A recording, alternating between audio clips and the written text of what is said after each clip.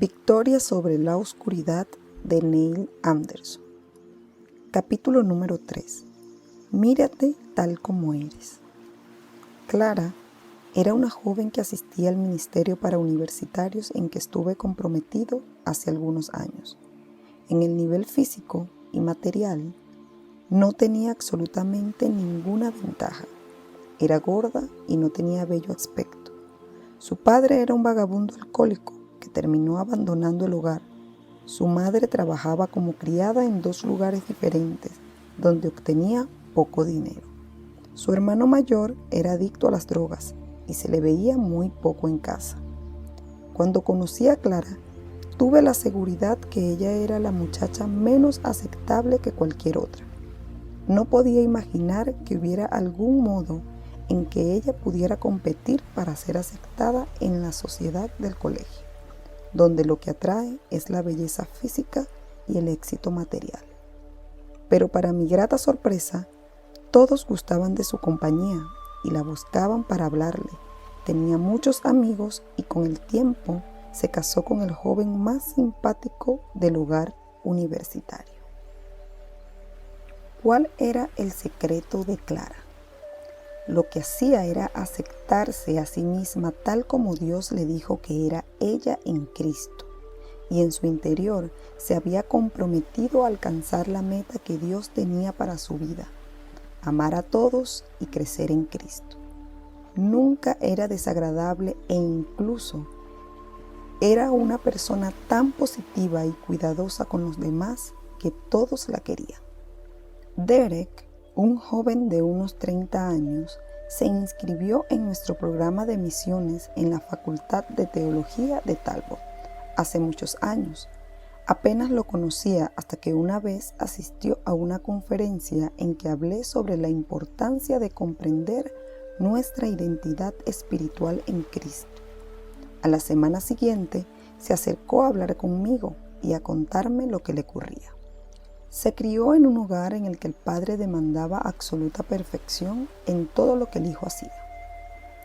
Derek era inteligente y talentoso, pero no importaba lo que hiciera, nunca parecía satisfacer a su padre, quien continuamente presionaba al hijo para que se perfeccionara más. Para satisfacer las expectativas de su padre, Derek ingresó a la Escuela de Aviación en la Academia Naval de los Estados Unidos. Era un hombre que había logrado lo que todos sueñan: ser miembro del cuerpo élite de aviadores de la Armada. Luego de terminar mi quehacer en la Armada, dijo Derek, decidí agradar al Señor con mi vida.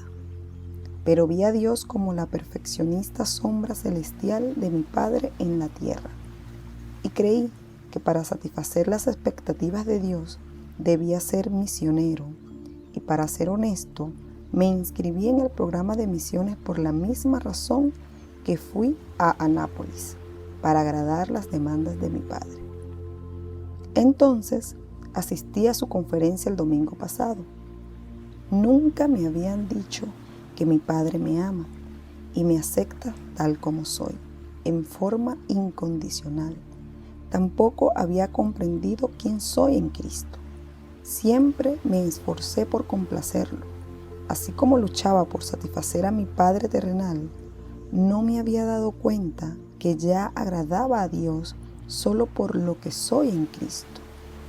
Y ahora que sé que no tengo que ser misionero para agradarle, quiero cambiar mi especialidad a la teología.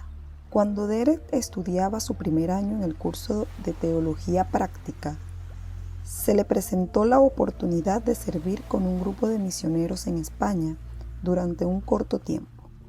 A su regreso, irrumpió en mi oficina y con entusiasmo me contó sobre su experiencia con el ministerio en España. Terminó diciendo: quiero cambiar mi especialidad nuevamente. ¿A misiones, correcto?, pregunté sonriendo. Sí, respondió, pero no quiero ser misionero porque necesite la aprobación de Dios. Ahora quiero serlo porque lo amo y quiero servirle. Sé que me ama y me acepta como su hijo. Le dije: esa es la principal diferencia entre ser manipulado y ser llamado. La teología antes de la práctica. La vivencia de Clara y Derek nos muestran la importancia de fundar nuestras vidas cristianas en lo que creemos y no en lo que hacemos. Necesitamos asentarnos firmemente en la verdad de la palabra de Dios antes de que podamos experimentar el éxito en la práctica cristiana. Tenemos que ver quiénes somos como el resultado de quién es Dios y de lo que Él ha hecho. Una vida cristiana fructífera es el resultado de vivir en fe y según lo que Dios dice que es verdad. El problema es que tratamos de basar nuestra madurez y crecimiento espiritual en ciertas secciones prácticas de las Escrituras y gastamos poco tiempo en analizar las partes de doctrina. Por ejemplo, las cartas de Pablo se dividen en dos grandes partes. La primera generalmente es llamada la sección de doctrina, como Romanos 1:8, Efesios 1:3, Corintios 1:2, etc. Estas secciones revelan que necesitamos conocer a Dios, el pecado y la salvación por nosotros mismos. La segunda mitad es la sección práctica, Romanos 12:15, Efesios 4:6, Corintios 3:4, etc. Estos pasajes indican lo que necesitamos hacer diariamente para vivir nuestra fe.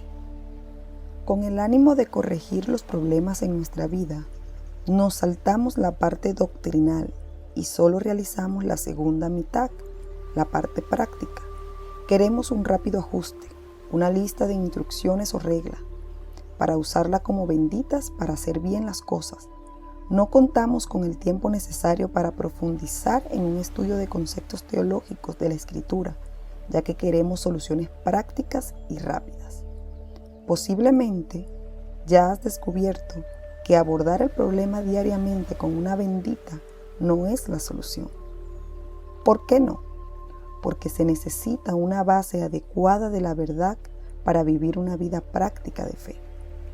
¿Cómo queremos estar firmes contra las acechanzas del diablo si aún no aprendemos que Él nos resucitó y asimismo nos hizo sentar en lugares celestiales con Cristo Jesús? ¿Cómo podemos estar gozosos en la esperanza y sufridos en la tribulación sin la confianza de que somos justificados por fe y tenemos paz para con Dios por medio de nuestro Señor Jesucristo? Cuando tiembla nuestro plan básico de creencia en Dios y en nosotros mismos, nuestro plan de comportamiento diario también tiembla. Cuando el plan de creencia está intacto y nuestra relación con Dios se basa en la verdad, tenemos pocos problemas para desarrollar el aspecto práctico de la vida cristiana. Posicionamiento y santificación progresiva. La mayoría de los cristianos saben que para el que cree la salvación es de tiempo pasado, presente y futuro. Por esto, quiero decir que hemos sido salvados. Tiempo pasado, entre paréntesis, ver Efesios 2, versículos 4, 5 y 8. Somos salvos, tiempo presente, abrimos paréntesis, 1 Corintios, capítulo 1, versículo 18 y 2 Corintios, capítulo 2, versículo 15, cerramos paréntesis. Y algún día seremos salvados de la ira que viene. Tiempo futuro. Abrimos paréntesis, Romanos 5, 9, 10 y Romanos 13, 11. Cerramos paréntesis. Aún no experimentamos una salvación total, pero creo que podemos tener la certeza de ello. Pablo dice: en él también vosotros, habiendo oído la palabra de verdad, el evangelio de vuestra salvación, y habiendo creído en él, fuisteis sellado con el Espíritu Santo de la promesa, que es las arras de nuestra herencia hasta la redención de la posesión adquirida, para alabanza de su gloria. Efesios 1, 13 y 14. Juan dice: estas cosas os he escrito a vosotros que creéis en el nombre del Hijo de Dios, para que sepáis que tenéis vida eterna y para que creáis en el nombre del Hijo de Dios. Primera de Juan, capítulo 5, versículo 13. En relación con el creyente, la santificación también es de tiempo pasado, presente y futuro. Hemos sido santificados, tiempo pasado, en Primera de Corintios capítulo 6, versículo 19 y Segunda de Pedro capítulo 1, versículo 3 y 4. Somos santificados, tiempo presente, en Romanos capítulo 6, versículo 22 y Segunda de Corintios capítulo 7, versículo 1.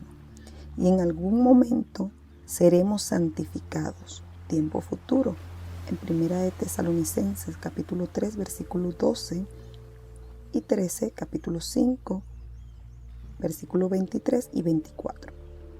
El proceso de la santificación comienza en nuestro nuevo nacimiento y culmina con nuestra glorificación.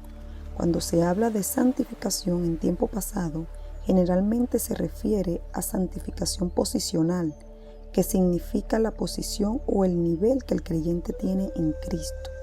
En tiempo presente, la santificación tiene que ver con santificación progresiva o experimental. La verdad posicional de lo que somos en Cristo es la verdadera y única base para la santificación progresiva que sigue. Así como la realidad pasada de la salvación es la base en tiempo presente para la obra de nuestra salvación, nuestra posición en Cristo es la base para el crecimiento en Él. En otras palabras, no estamos tratando de ser hijos de Dios porque ya lo somos, estamos tratando de ser semejante a Cristo. Creo firmemente que si tomamos la primera mitad de las epístolas de Pablo, que nos consolidan en Cristo, podríamos en forma natural o sobrenatural, entre paréntesis, vivir la segunda mitad. Para un buen estudio de la santificación se puede acudir a lo común Hecho Santo, libro que tuve el privilegio de escribir junto a Robert Saucy. Lo primero es estar bien con Dios. Hace algunos años un pastor me solicitó que orientara a una pareja de su iglesia. Eran el director de música y su esposa. Durante toda mi vida no había visto una familia tan golpeada. Ambos entraron a la oficina gritándose mutuamente. Su relación estaba quebrantada por la infidelidad y el abuso. En el momento en que se disponían a abandonar el lugar en direcciones opuestas, en silencio oré a Dios y dije: Señor, si existe algún camino para salvar este matrimonio, tú eres el único que lo conoce. Después de escuchar durante bastante rato su amarga discusión, los interrumpí diciendo: creo que deben olvidar su matrimonio. En estas condiciones nunca podrían salvarlo, pero sí les imploraría que, en forma individual, cada uno restaurara su relación con Dios. Así conseguí su atención. Me dirigí a la esposa y le dije: ¿hay alguna forma en que usted pueda desaparecer completamente por un tiempo? Ella pensó y dijo: mi hermana tiene una cabaña en las montañas y creo que me dejaría usarla. Bien, aquí tengo unas grabaciones que quiero que escuche. Apártese por unos días y escuche los mensajes. Descubra quién es usted en Cristo y comprométase a alinear su mundo interno con Dios. Para mi sorpresa, ella accedió. Le pedí lo mismo al esposo y también le entregué una colección de las mismas grabaciones. Tenía la pequeña esperanza de volver a verlos nuevamente juntos. Después de 2 años, yo estaba en un restaurante y entró al lugar el mismísimo director de música, con sus 3 hijos. Oh no, pensé, el matrimonio ya se disolvió. Así que me mantuve lejos de su vista, porque me sentía mal y no quería enfrentarlos. Después de unos minutos llegó su esposa y se sentó con ellos. Me sorprendí aún más, porque parecían tan felices como cualquier familia cristiana. De repente me vieron, me reconocieron y fueron a saludarme. Hola Neil, es un placer volverte a ver. Me saludaron animadamente. Sí, qué bueno verlos. En realidad quería decir verlos juntos. ¿Cómo han estado? No me hubiera sorprendido si me hubiesen dicho que estaban divorciados, que se habían reunido allí solo por los hijos. Estamos muy bien, dijo ella, Hice lo que me pediste y estuve sola en la montaña por 2 semanas. Escuché las grabaciones y finalmente me reencontré con Dios. El esposo me dijo que había hecho lo mismo y agregó: pudimos dar una buena solución a nuestros problemas matrimoniales y juntos nos regocijamos por lo que Dios hizo con nosotros, primero en forma individual y luego con mi familia. Habían descubierto que para estar bien el uno con el otro, primero debían estar bien con Dios, y esto siempre se hace comprendiendo que Dios es un Padre amoroso y tú eres su Hijo amado. Esta es la verdad fundamental por la que vivimos. Somos hijos de Dios, creados a su imagen y justificados por Él, ya que Cristo consumó su obra y nuestra fe está en Él. Si creemos esto y caminamos de acuerdo con lo mismo, nuestra experiencia diaria de cristianismo práctico resultará en crecimiento. Estarás luchando si cuestionas la buena obra de Cristo tratando de convertirte en alguien que ya eres. Nosotros no seguimos a Dios para ser amados por Él. Como ya somos amados, le seguimos. Uno no sirve a Dios para ganar su aceptación. Ya somos aceptados y por eso servimos. Tampoco seguimos a Dios para ser amados. Como ya somos amados, le seguimos. Esto aclara que lo que hacemos no determina lo que somos, sino lo que somos determina qué hacemos. Amados, ahora somos hijos de Dios. 1 de Juan 3:2. Así es como somos llamados a vivir por fe. Romanos 1:16-17. Para vivir una vida cristiana victoriosa, debemos creer esta verdad sobre nosotros. ¿Nos resistiremos a creer la verdad? Por supuesto que sí. El padre de mentiras engañó a todo el mundo y acusa a los hermanos día y noche. Si eso no basta, otros te humillarán. Debemos recordarnos a nosotros mismos estas verdades posicionales. Véanse Juan 8:44, Apocalipsis 12:9 y Apocalipsis 12:10. La caída de la gracia de Dios. El siguiente listado es un complemento de la lista ¿Quién soy? Del capítulo 2. Ambas describen nuestra identidad en Cristo. Lee atentamente lo que sigue, hasta que llegue a ser parte de tu vida, y ora a Dios para que adhiera firmemente estas verdades en tu corazón. Dado que estoy en Cristo.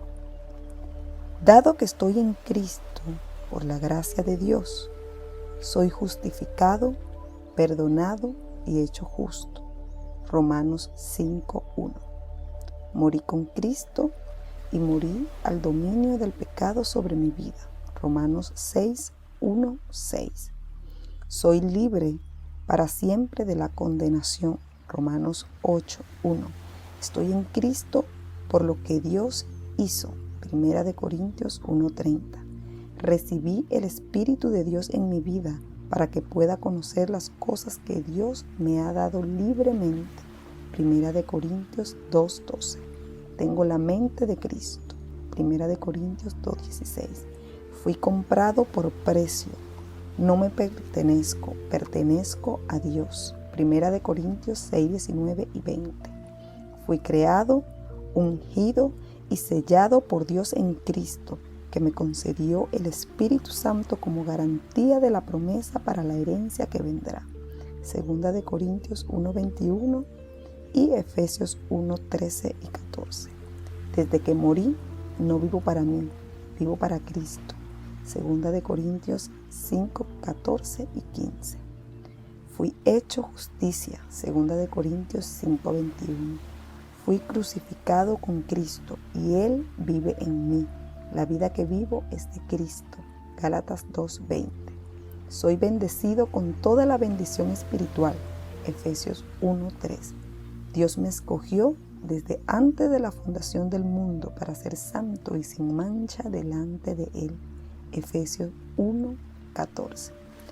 Fui predestinado por Dios y adoptado como hijo suyo.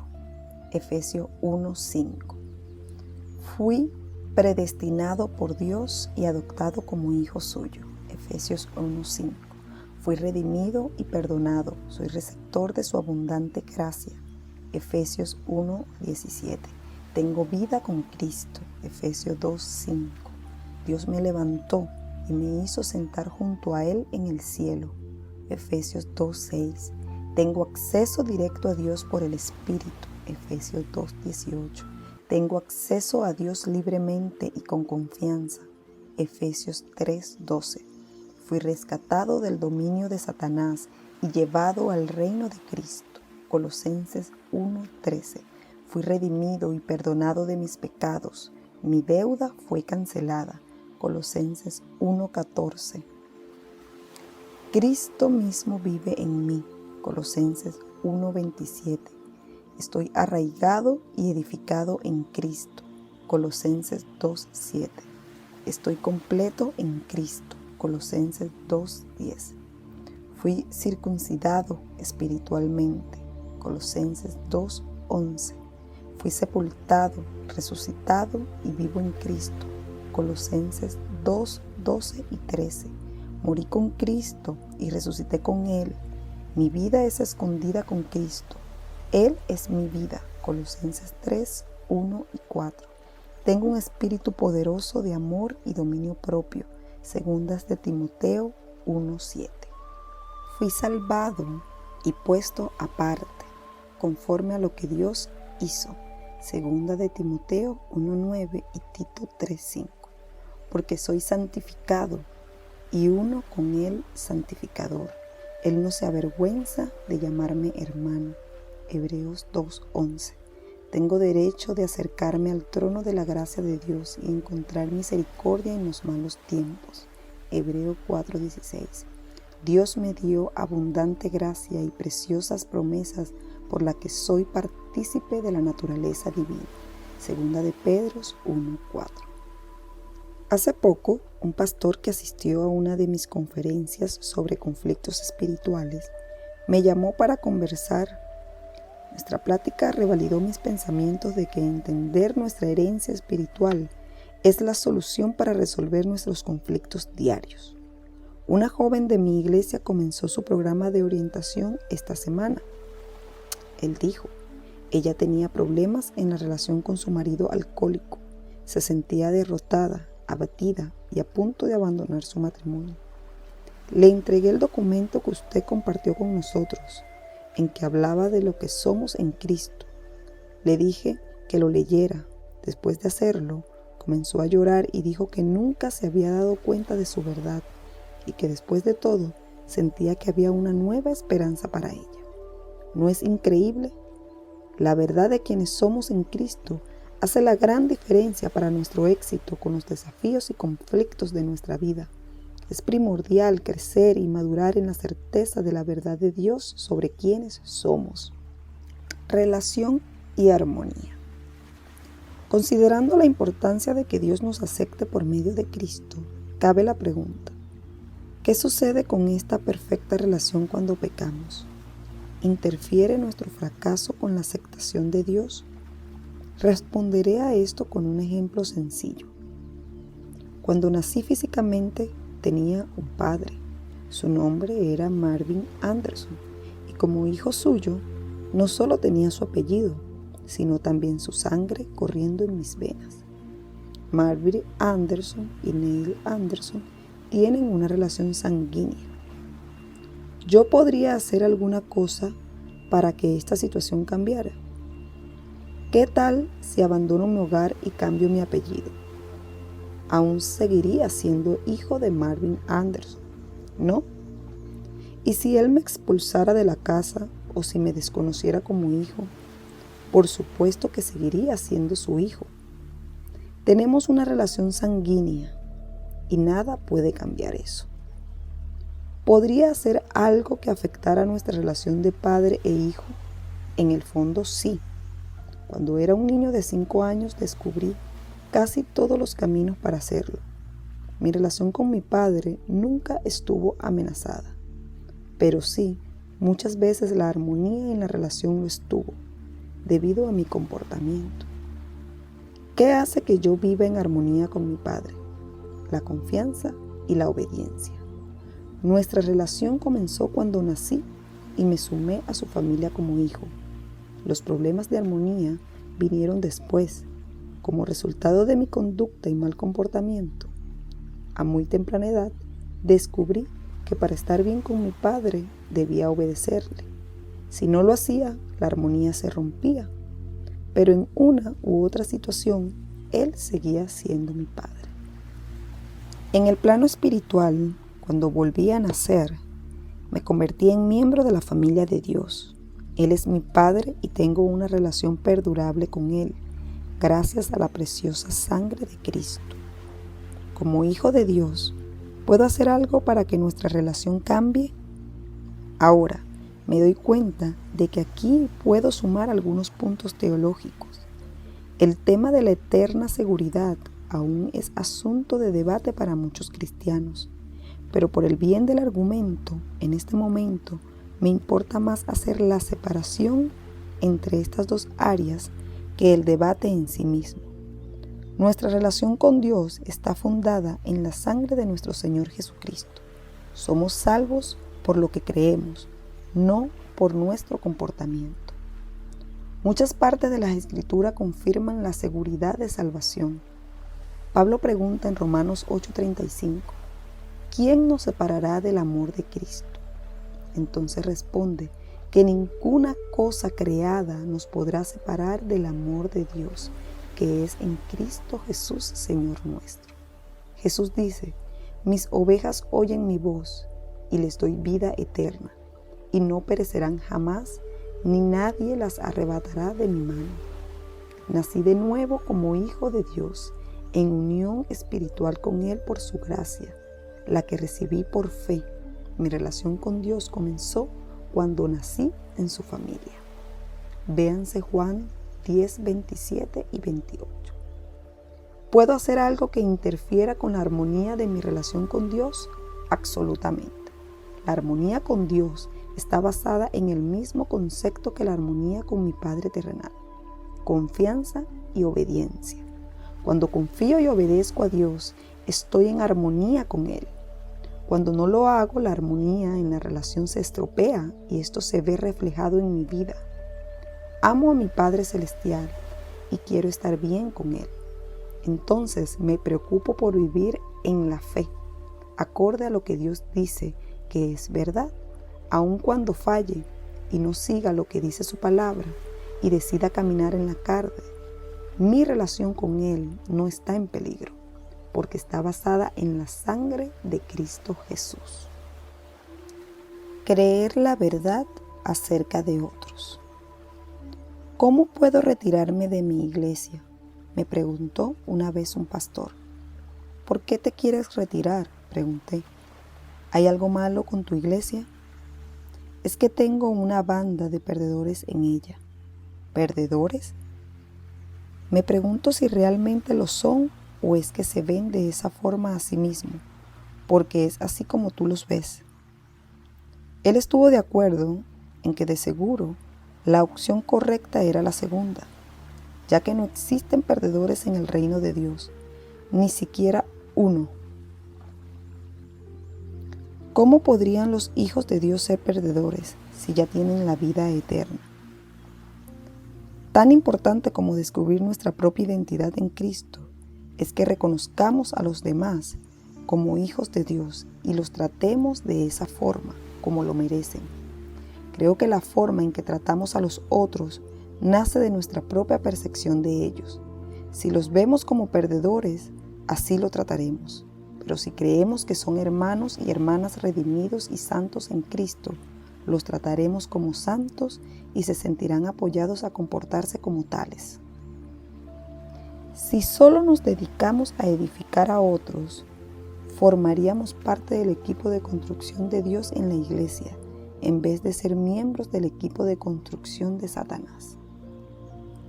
Algunos estudios demuestran que en el hogar un niño, por cada opinión positiva que recibe, al mismo tiempo recibe otras 10 negativas. En el ambiente escolar, el problema no mejora. Por cada 7 opiniones negativas que el niño recibe, solo le dicen una positiva. Con razón, Tantos niños crecen sintiendo que son un fracaso. Padres y maestros entregan esa percepción todos los días a sus hijos y estudiantes. Estos estudios también señalan que se necesitan decir 4 cosas positivas para contrarrestar el efecto de una negativa. Esto se puede comprobar así. Cuando usamos una prenda de ropa nueva, algunos amigos opinan: ¡qué traje tan bonito! Pero hay uno que dice: en realidad, eso no es para ti. Este comentario nos llevará rápidamente a la tienda para una devolución. Los demás se ven profundamente afectados por lo que decimos de ellos, y lo que decimos determina lo que realmente pensamos sobre ellos mismos. En el Nuevo Testamento, claramente leemos que somos santos que pecan. Los hijos de Dios que niegan ser pecadores serán llamados mentirosos. En 1 de Juan 1:8 dice eso. No estamos hechos para juzgarnos unos a otros. Hemos sido llamados a aceptar a los demás creyentes como hijos de Dios y a crecer juntos. Si pudiéramos memorizar tan solo un versículo del Nuevo Testamento, ponerlo en práctica y nunca olvidarlo, podríamos solucionar la mitad de los problemas en nuestros hogares e iglesias. Este versículo es: ninguna palabra corrompida salga de nuestra boca, sino la que sea buena para la necesaria edificación, a fin de dar gracias a los oyentes. Efesios 4:29. ¿No es asombroso que podamos dar gracias a otros a través del uso apropiado de las palabras?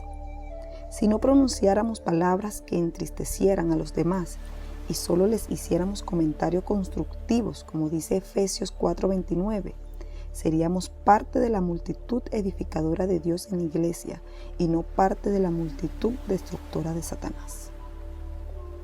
En relación con Dios. Cuando cursaba el 8º grado, había un programa llamado Día de Enseñanza Religiosa. Todos los martes por la tarde las clases terminaban temprano para que pudiéramos ir a la iglesia de nuestra elección durante esa última hora. Esto no era religión forzada. Algunos compañeros usaban ese tiempo libre para ir a la sala de estudio, mientras yo iba a la iglesia que mi madre había elegido. Una vez decidí saltarme el día de enseñanza religiosa. Estuve todo el día jugando en el parque y justo a la hora tomé el bus de vuelta a la granja de mis padres. Pensé que había logrado escaparme, pero en realidad no fue así. Al día siguiente, el director del colegio me llamó y me mandó de vuelta a casa diciendo: quédate en casa durante el jueves y el viernes. Estaba impactado, expulsado 2 días por escaparme del día de enseñanza religiosa. No quería ni podía enfrentar a mis padres y el viaje de vuelta a casa fue deprimente. Incluso pensé en hacerme el enfermo o esconderme en el bosque durante el tiempo que supuestamente estaba en el colegio. Pero sabía que no podía hacerlo. Debía enfrentar a la figura autoritaria. Quería dirigirme a mi madre y no a mi padre, porque sabía que en ella encontraría misericordia. Mamá, le dije, me expulsaron del colegio 2 días, porque me escapé del día de enseñanza religiosa. Al principio no supo qué decir.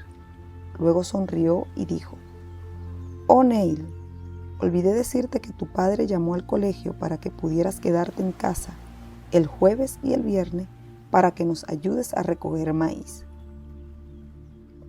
Ahora conozco que tenía que enfrentar a mis padres. ¿Era el viaje en el bus escolar tan deprimente para mí? Seguro que no. Pero yo no sabía que la permanencia en mi hogar el jueves y viernes ya estaba justificada. Así es como muchos cristianos viven creyendo que caminan sobre vidrios. Creen que no pueden cometer ningún error, porque si lo hacen, la furia de Dios caerá sobre ellos. Amados cristianos que leen este libro, la furia de Dios ya cayó, y cayó sobre Cristo. Él murió una vez por todos nuestros pecados. No somos pecadores en las manos de un Dios airado. Somos santos en las manos de un Dios amante que nos llama a acercarnos con corazón sincero en plena certidumbre de fe, purificados los corazones de mala conciencia y lavados los cuerpos con agua pura, porque por medio de Él los unos y los otros tenemos entrada por un mismo Espíritu al Padre, en quien tenemos seguridad y acceso con confianza por medio de la fe en Él. Véanse Romanos 6:10, Hebreos 10:22, Efesios 2:18 y Efesios 3:12.